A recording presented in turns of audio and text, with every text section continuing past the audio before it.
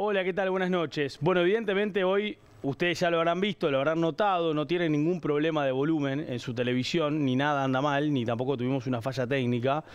Pero de alguna forma hoy, en una reunión de producción casi de último momento, quisimos empezar el programa de esta manera, porque nos parece, a todos quienes participamos de este programa, fundamentalmente también a quienes hacen el programa, que son los chiquilines, los jóvenes de cada partido político, que no podíamos dejar pasar de lado lo horroroso de las noticias que ocurrieron en las últimas horas en el departamento de Maldonado, en la ciudad de Punta del Este, con este femicidio, este asesinato, este espantoso hecho, una chica de tan solo 17 años y un asesino de 17 años que ahora valiniza y que tras la resolución de la Fiscalía y de la Justicia habrá que ver cuántas cosas fallaron, cuántas cosas quedaron en el tintero, cuántas cosas siguen fallando para que ocurran este tipo de cosas. Por eso hoy Tarjeta Roja empieza de alguna manera con la congoja, con el dolor que genera otro hecho, otro femicidio, otro espantoso desenlace final para una chica tan joven con toda una vida por delante, y además con la situación. O sea, analizar esto desde el punto de vista de cómo se da el contexto. Un joven, apenas 17 años, cometer un crimen horroroso como el que acaba de cometer. ¿Y qué es lo que está fallando entonces? ¿Qué falla? ¿Qué tenemos que hacer nosotros como sociedad? ¿Qué tiene que hacer el Estado? ¿Qué tiene que hacer, las familias? ¿Qué tiene que hacer? ¿En dónde estamos fallando? ¿Por qué pasan estas cosas? ¿Por qué una persona con esta edad toma esta decisión? ¿Qué es lo que falla? Es lo que queda la pregunta, ¿no? ¿Por qué si había denuncias? ¿Por qué si había denuncias? ¿Por qué si era violento? Entonces no se tomaron otro tipo de medidas. Hoy averiguamos en la tarde. Por más de que seas menor, podés usar una tobillera. Por más de que seas menor, estás habilitado a poder usar una tobillera si sos un violento y sos peligroso, si se genera eso de la peligrosidad. Entonces, ¿por qué no se tomaron esas acciones? O otras, porque se pudieron perfectamente haber tomado otras. Había denuncias de por medio, había denuncias en Fiscalía, había denuncias en jefaturas policiales. ¿Y qué hacemos? Miramos para el costado. Acá lo primero que hay que hacer es preguntarnos qué está fallando y después seguir trabajando muchísimo en todo, ¿no? No solamente en políticas de prevención, en políticas de educación y en general. Y también hay que hablar de lo que hay que trabajar puertas adentro, en las casas, cada uno. Yo lo digo como padre de 2 niños, de una niña y de un niño. En fin, creo que hay mucho para repasar, mucho para seguramente seguir hablando sobre estos temas que duelen, que afectan, que golpean. Y la verdad a veces hasta nos quedamos sin palabras. Pero hoy no queríamos dejar pasar de lado lo que pasó, porque este es un programa, el primero en la historia de la televisión uruguaya, de jóvenes políticos. Ellos tienen la gran mayoría menos de 25 años, en el promedio andan de los 25 años, y ellos mismos hoy plantearon la necesidad, sacando la política de por medio, sacando el hecho de politizar este tema, ellos mismos plantearon hoy la necesidad de decir por lo menos algo hoy Tarjeta Roja tiene que decir en el comienzo, porque esto no puede quedar, digamos, por fuera de los temas de la actualidad. Hoy también tenemos temas de la actualidad, como por ejemplo las elecciones en Argentina, lo que pasó el fin de semana, y ahí sí nos vamos a meter en ese debate político. Hoy no estamos para debatir este tema sobre lo político, pero sí estamos para preguntarnos qué está fallando, dónde estamos fallando, por qué siguen pasando estas cosas, y además fundamentalmente meternos en el contexto. Esto no pasó porque también es horroroso y también es delicado y también es peligroso cuando pasa a cualquier tipo de edad. Pero cuando pasa a los 17 años, yo creo que también es para preguntarnos qué es lo que está fallando y con más énfasis todavía. Creo que es justo haber empezado de esta manera y el dolor y la congoja que sentimos todos aquí en el estudio por lo que pasó con esta chica en el departamento de Maldonado seguramente es el mismo que sienten muchísimos uruguayos y por eso también queríamos empezar de esta forma Tarjeta Roja, enviando nuestros saludos, obviamente, a la familia. Bueno, así empezamos hoy, obviamente de manera distinta este programa, pero bueno, aquí tratando de llevar adelante con los chiquilines. Gracias por estar, Martina, ¿cómo te va? Bienvenida. Bueno, buenas noches. Gracias a la producción por haber respetado la decisión también que tomamos en equipo de empezar así, nada más reflexionar de que la violencia se replica en las niñeces y las adolescencias y que está bueno que empecemos a pensarlo como sociedad y no desde las mezquindades políticas a veces. Joaquín, ¿cómo andás? Muy buenas noches, Nicolás, a todo el equipo y a la teleaudiencia. Vengo de un Maldonado conmocionado y bueno, compartiendo tu reflexión que creo que es muy necesaria. Diego, ¿cómo te va? Acá también un poco consternado por la situación. De nuevo también, como decía Marti, agradecerle a la producción y a vos, Nico, por todas esas palabras que por lo menos me siento ampliamente representado. Lo mismo, Wilson, ¿cómo andás? ¿Cómo andás, Nico? Qué trágico, ¿no? Qué terrible lo que pasó, y gracias a la producción por permitirnos este minuto de silencio y estas reflexiones de Nico, que nos sentimos muy representados. Muy bien, bueno, Nicolás e Inés hoy en el banco. Gracias, Inés. Bienvenida, Buenas ¿cómo noches. andás? Gracias. Nico, ¿cómo te va? Bien, gracias. Bueno, me alegro. Bueno, muy bien. Hoy vamos a hablar de dos temas referidos a la política. Uno tiene que ver a la política uruguaya, porque se van a venir las elecciones internas el próximo año, la elección nacional, primera vuelta, segunda vuelta, y la pregunta que aparece cada vez que vienen las elecciones: ¿hay que habilitar el voto del exterior? ¿Hay que habilitar que el uruguayo que no vive en nuestro país y que vive en varias partes del mundo pueda votar cuando llegan las elecciones?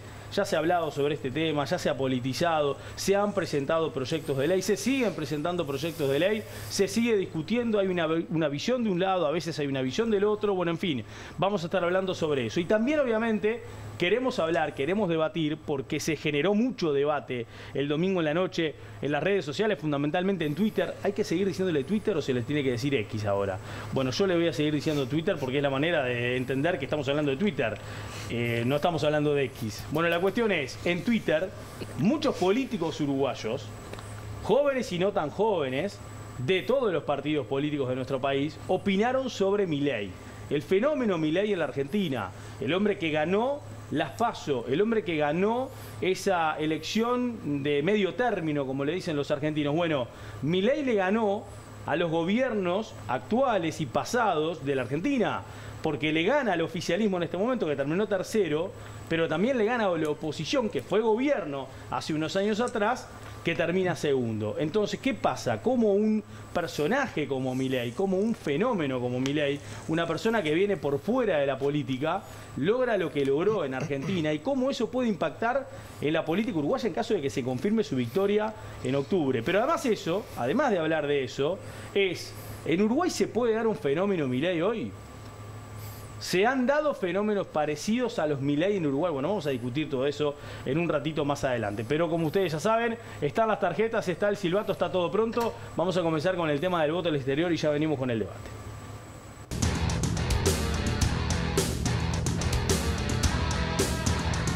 El Frente Amplio en todos estos años ha intentado por varios mecanismos lograr la aprobación de leyes que habiliten a los 600.000 uruguayos en el exterior el derecho al sufragio. En 2004 fueron dos las iniciativas que buscaron implementar el voto desde el exterior del país. El proyecto de reforma constitucional impulsado por el entonces senador José Corseñac y la recolección de firmas por el voto epistolar iniciada por el entonces diputado Carlos Pita. En 2005, ya siendo gobierno y tras varias negociaciones con la oposición, no se logró alcanzar un acuerdo. En 2009 se inició un proceso de consulta popular a través de un plebiscito donde no se alcanzaron los votos necesarios para su aprobación. En estos días, la bancada de senadores del Frente Amplio presentó dos nuevos proyectos de ley, uno del senador Mario Vergara y otro de su par José Carlos Maía, buscando el voto exterior. En tanto, el senador nacionalista Jorge Gandini cuestionó la iniciativa de la oposición al entender que se trata de un tema laudado a nivel de la ciudadanía.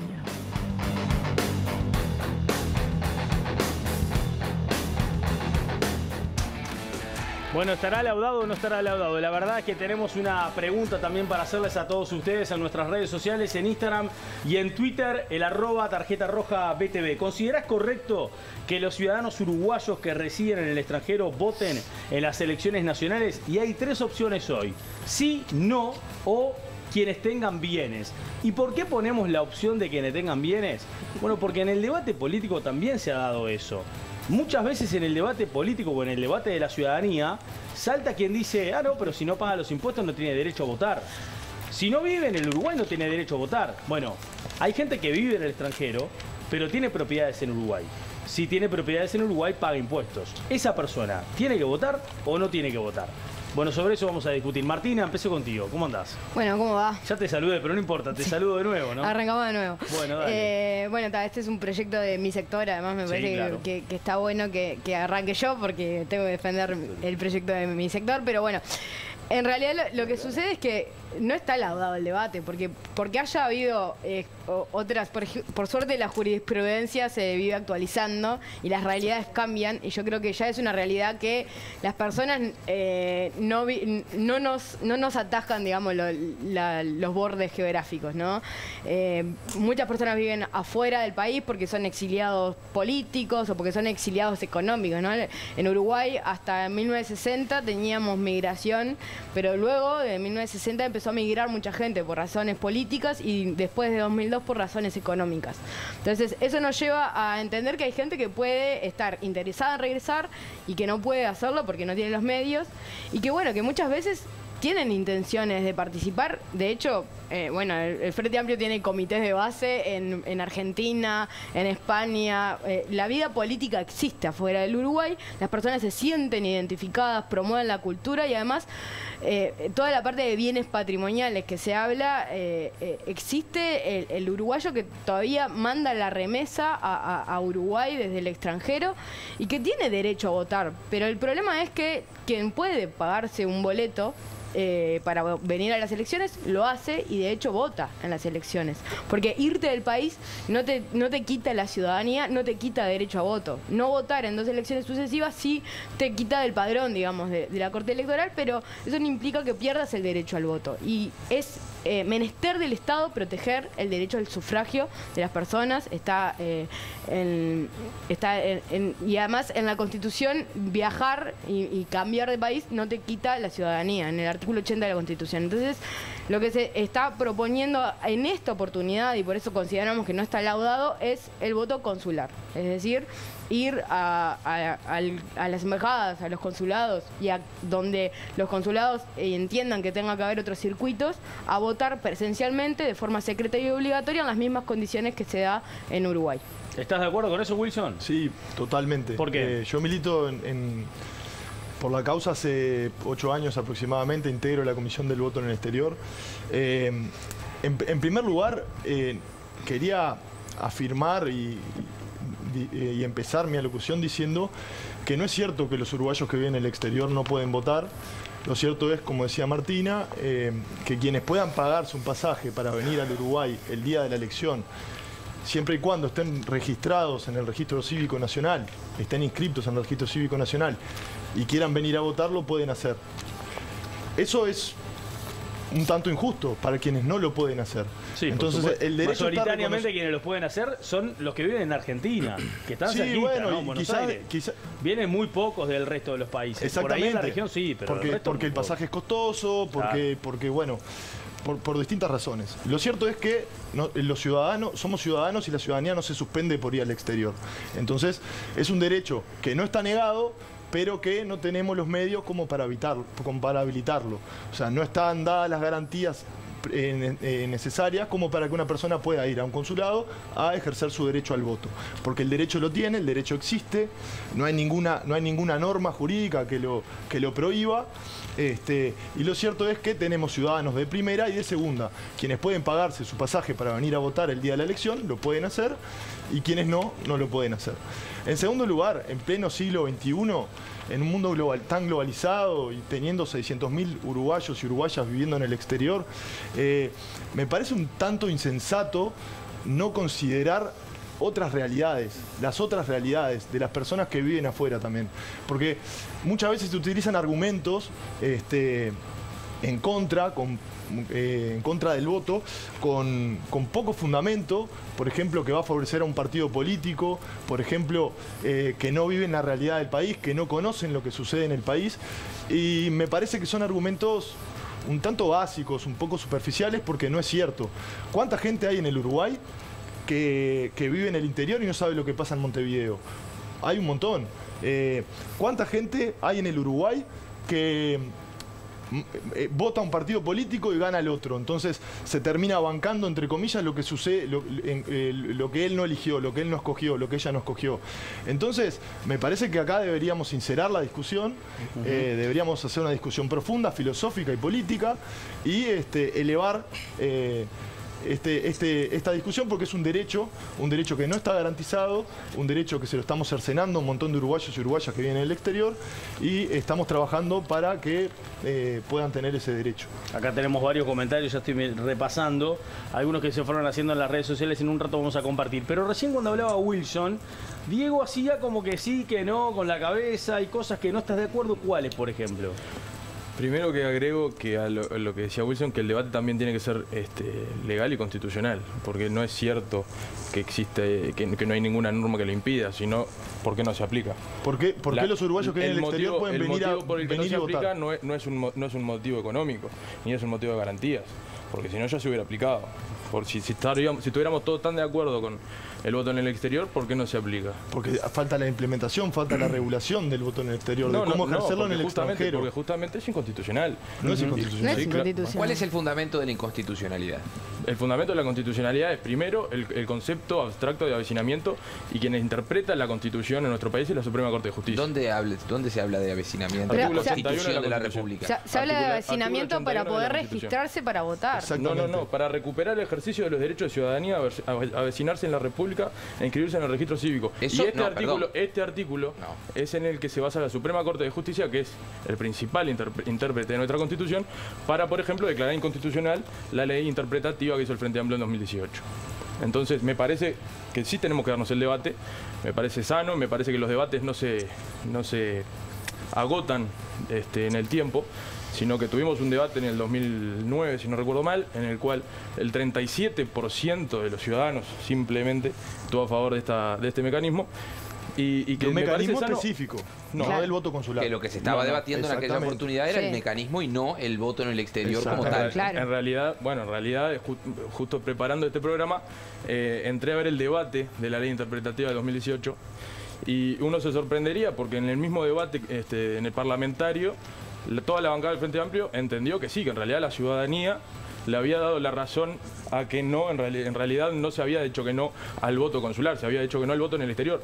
¿Por qué? Por una interpretación que se hace de la papeleta electoral del plebiscito, que es cuando faculta a la Corte Electoral para instrumentar otros procedimientos. Es decir, que no se agota simplemente en el voto consular.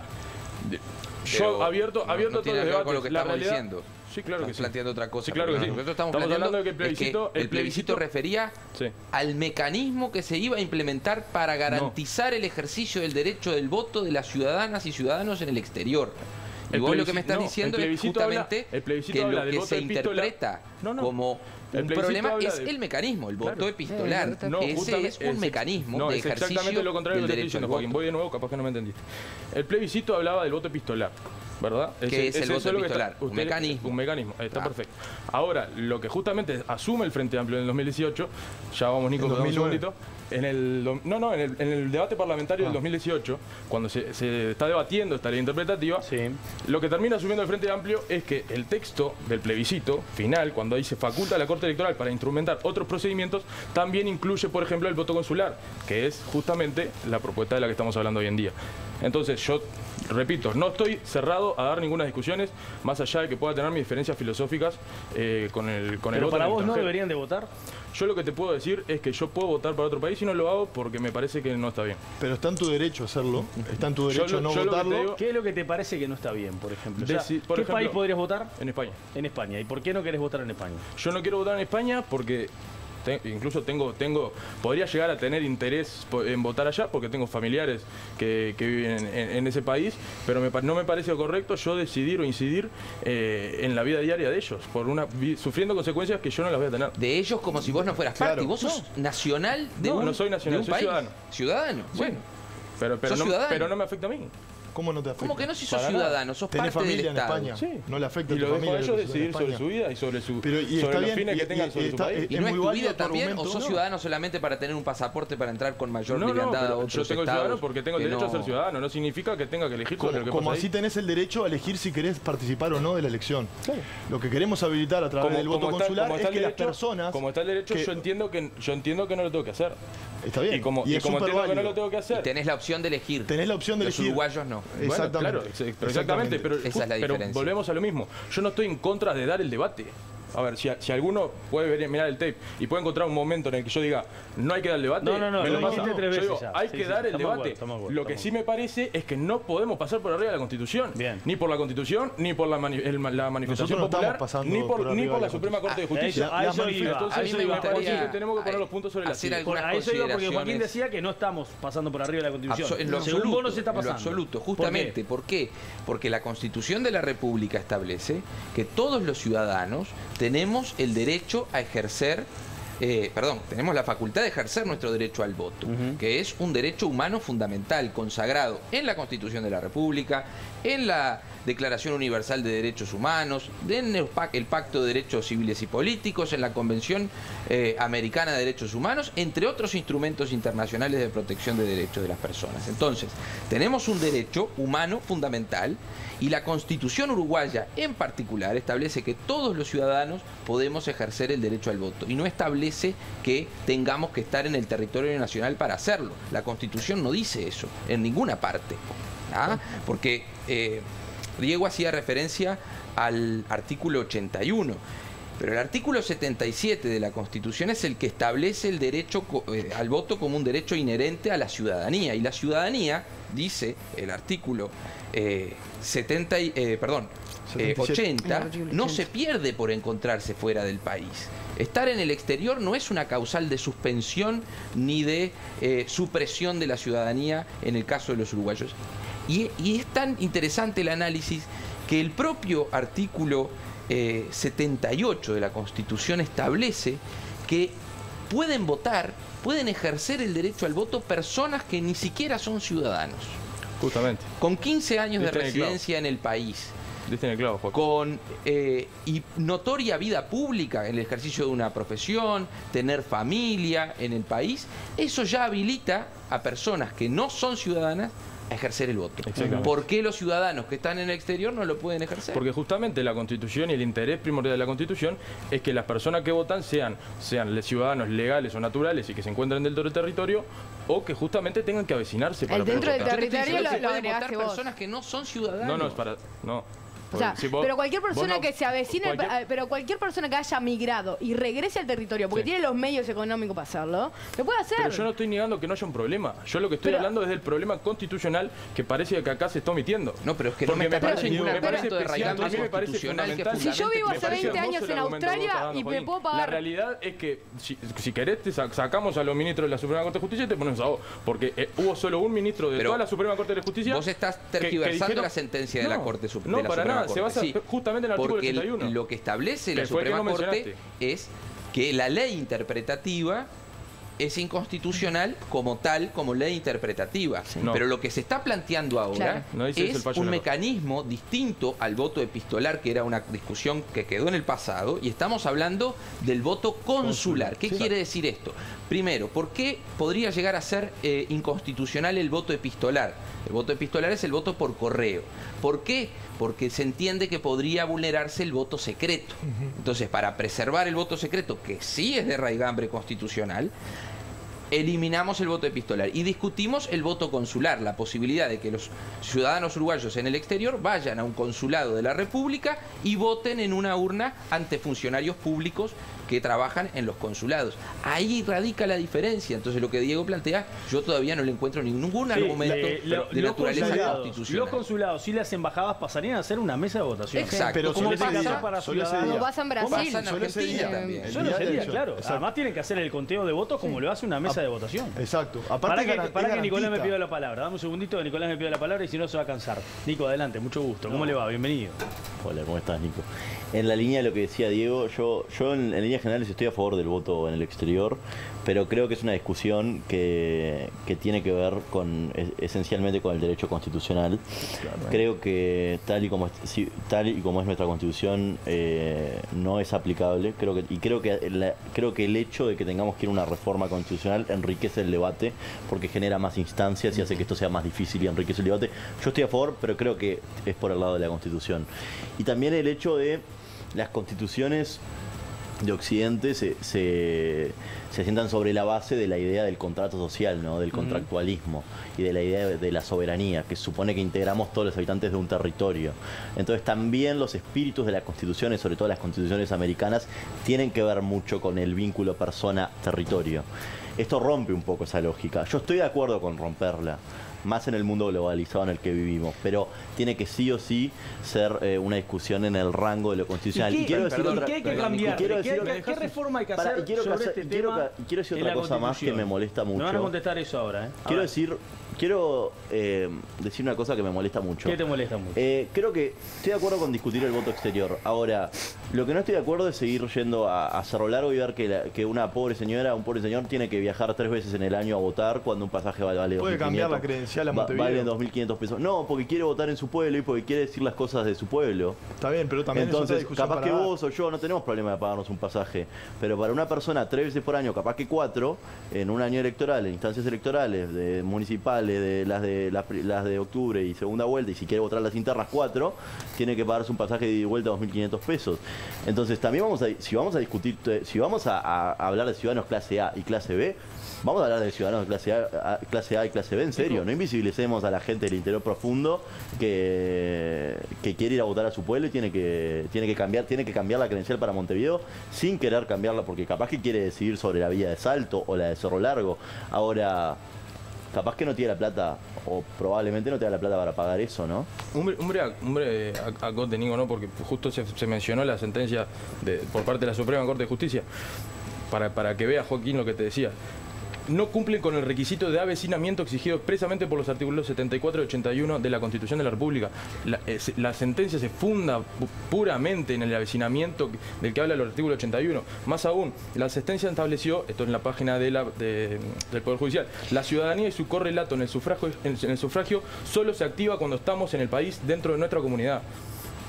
También podemos hablar del avecinamiento, que es un concepto totalmente fuera, o sea, totalmente antiguo. Me parece bien por ejemplo, constitucional. Ejemplos de avecinamiento, que personas que tienen que presentar avecinamiento para sacarse la credencial cívica y ya no corre, ¿no? Que ya no tiene sentido el avecinamiento, ¿no? En un país en un mundo globalizado, en un país que tiene una migración mayor. ¿Cuál es el mecanismo para poder cambiar eso? Pero déjame hablar un poco de avecinamiento. Yo soy hijo de uruguayos, imagínate, y nací en España. Sí. Vengo acá y puedo ser ciudadano legal y ser naturalizado. Sí. Me mudo de España a los 8 años y curso la escuela, el liceo en Uruguay y soy un uruguayo. Soy hijo de uruguayo, vivo en Uruguay desde los 8 hasta los 16. Perfecto. Tengo que, cuando voy a sacar la credencial a los 16 años, tengo que presentar avecinamiento por más que haya hecho incluso la escuela pública en Uruguay. Pero o sea, el avecinamiento es algo que aparece, o sea, que se empieza a exigir el avecinamiento para el registro cívico. Es algo de 1985, cuando empezaron a tener miedo de que los hijos de los exiliados políticos volvieran a Uruguay a votar.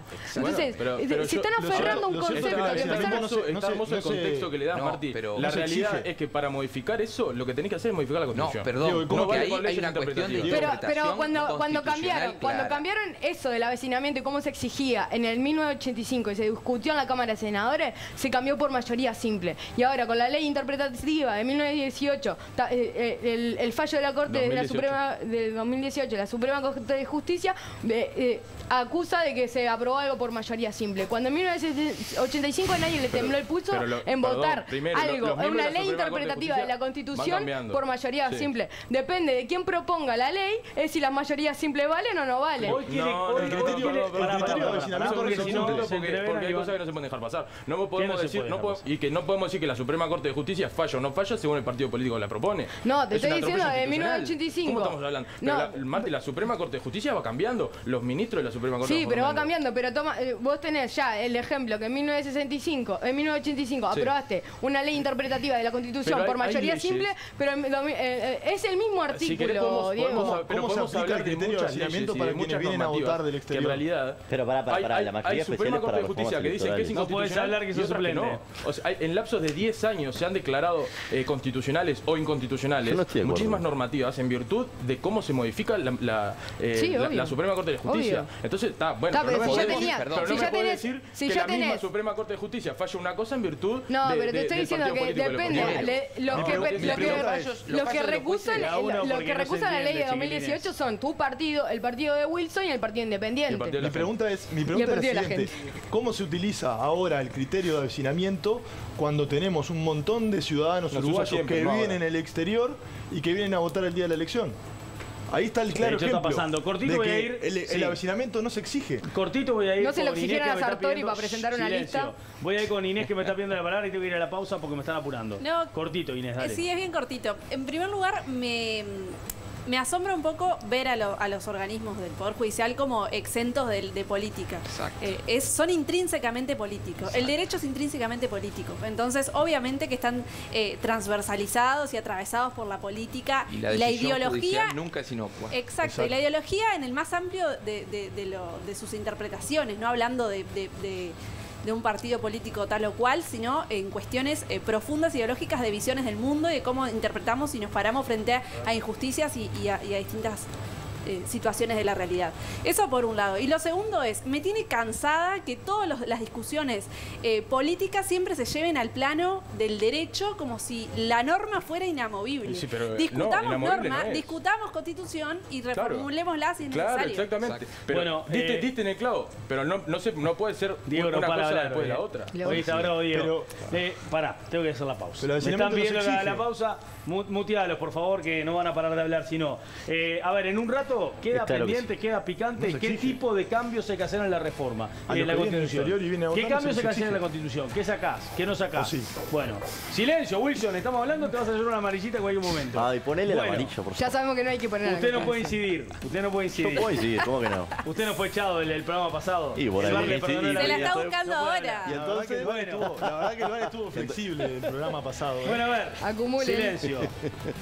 Una persona se va a trabajar unos meses al exterior o se va a estudiar en un intercambio y no puede ejercer su derecho porque el Estado no le brinda herramientas para que lo puedan ejercer. Y no es simplemente decir que se tomen un vuelo y vengan a votar, dice Maximiliano. Gracias por opinar. Gracias, cuando se cumplen los requisitos que la ley dispone por ejercer el voto, el mismo ya pasa a ser un derecho. En ningún lado dice que por estar en el exterior estás inhabilitado. Exacto. El problema es que el Estado no garantiza que todos sus ciudadanos puedan ejercer ese derecho. Esto dice Maximiliano, que opinaba también. Anita dice, si quieren votar, que se vengan a vivir acá, porque no padecen los gobiernos de turno, no pagan impuestos y no sufren la inflación. No es cierto, pero y dice también, silencio, me enfurece que los partidos políticos paguen pasajes de empresas navieras para que los que viven del otro lado del charco vengan a votar. Eso es un palo para los que están de este lado de mi mesa. De este lado de la escenografía. Los demás no lo hacen porque no tienen simpatizantes. Un saludo a todos al departamento 20 del Frente Amplio que